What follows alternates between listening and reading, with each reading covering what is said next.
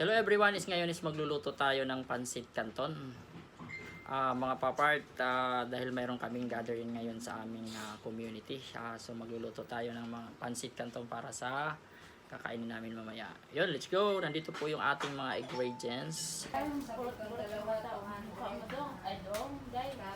Ito nga yung ating mga ingredients. Mayroon tayong carrots, mayroon kikiam tayo, chicken, sibuyas at saka bawang at saka yung cabbage.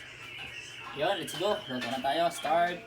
Ilagay na natin yung bawang at sibuyas.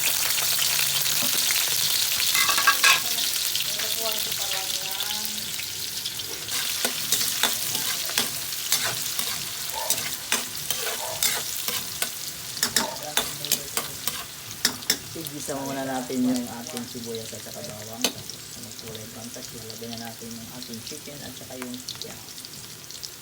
Ilagay ko na yung chicken natin. Inisa ko para ako susunod ko yung chicken. Ilagay ko na yung ating cabbage at saka carrots sa ating pansit canton.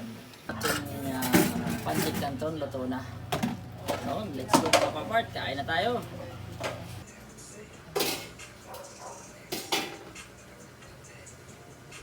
Lalong sumarap na nalagyan ng